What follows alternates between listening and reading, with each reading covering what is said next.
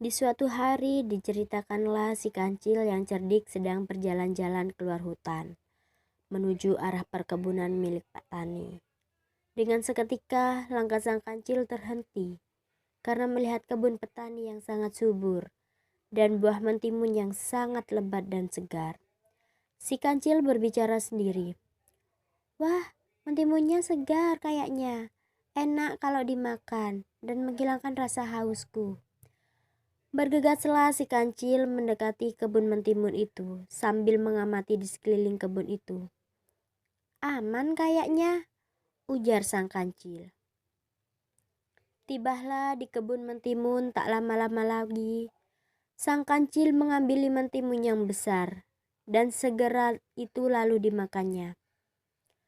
"Aduh, yang ini kok kurang enak ya. Coba yang satu lagi, kelihatan besar dan kayaknya enak dimakan." Kancil mengambil mentimun-mentimun yang ada di sekitarnya. Setelah kenyang dan mengambil beberapa mentimun untuk dibawa pulang ke hutan, kemudian si kancil pergi bergegas. Perbuatan itu terus diulang keesokannya. Di pagi hari itu si kancil mencuri kembali mentimun milik Pak Tani. Kemudian si kancil berbicara, "Aku punya tempat makanan banyak, jadi tidak usah capek-capek lagi mencari makanan kemana-mana lagi. Besok saya akan kembali untuk mengambil mentimun ini," ujar si kancil sambil pulang dengan perut kenyang. Di siang harinya, Pak Tani datang ke kebun untuk melihat dan merawat kebun mentimun miliknya. Setelah sampai di kebun mentimun miliknya, dia sangat terkaget karena mentimun miliknya berserakan bekas gigitan hewan dan banyak mentimun yang hilang. Pak Tani sangat marah sekali melihat mentimunnya banyak yang hilang telah dicuri. Kemudian Pak Tani pun mencari akal untuk menangkap si pencuri mentimunnya tersebut. Sambil istirahat dia berpikir bagaimana mencari akal untuk menangkap si pencuri tersebut. Setelah beberapa lama berpikir sambil beristirahat, didapatkannya ide untuk menangkap dengan jebakan orang-orangan. Dengan menggunakan lem di tubuh boneka orang-orangan tersebut.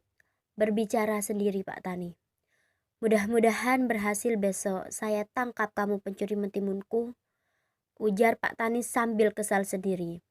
Maka dibuatnya boneka orang-orangan tersebut. Keesokan harinya si kancil datang kembali dengan niat untuk mencuri mentimun milik Pak Tani. Dari kejauhan si kancil terkejut sambil berbicara di dalam hati, "Kok Pak Tani datang pagi-pagi? Sudah ada di kebun, padahal hari-hari sebelumnya tidak pernah ada di pagi hari." Gerutuh si kancil sambil menyelinap di semak-semak untuk mengawasi Pak Tani tersebut, sambil mendekati karena sangat penasaran. Setelah mendekati di dalam semak, si kancil ketawa sendiri. "Emang saya bodoh Pak Tani membuat boneka orang-orangan? Dia pikir saya bisa dibodohi. Saya kan si kancil yang cerdik," ujarnya sambil mendekati kebun tersebut. Kancil memang cerdik, tapi tidak menyangka bahwa boneka orang-orangan itu dipasangi lem untuk menjebaknya. Dengan tenangnya si kancil mendekati boneka itu sambil menendang-nendang sambil mengejek Pak Tani. Tetapi siapa sangka, kaki si kancil satu persatu tidak bisa dilepaskan, menempel di boneka orang-orangan itu.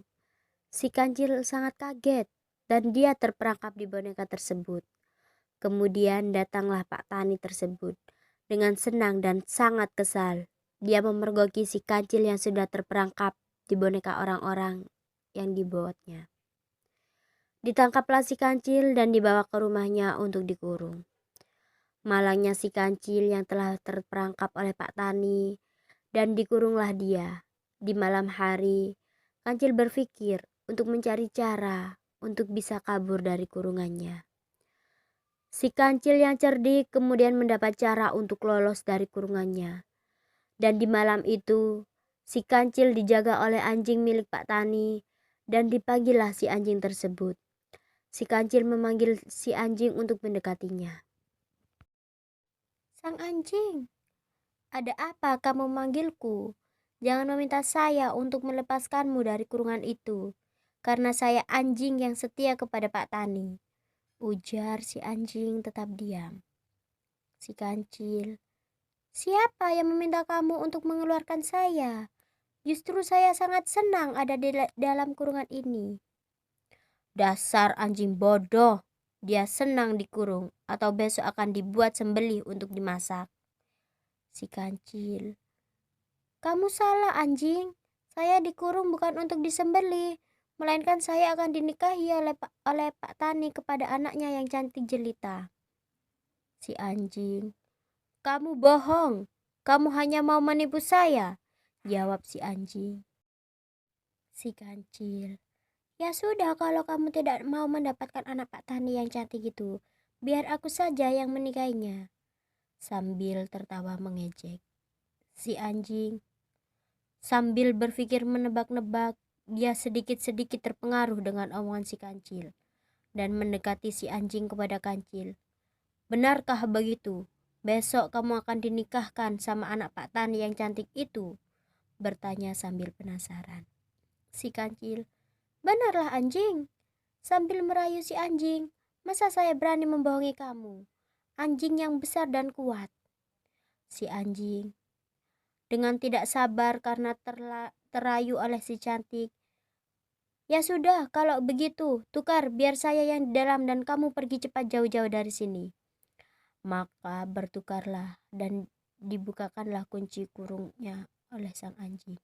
Setelah anjing masuk ke dalam, maka si kancil menguncinya kembali sambil dia lari dan ketawa.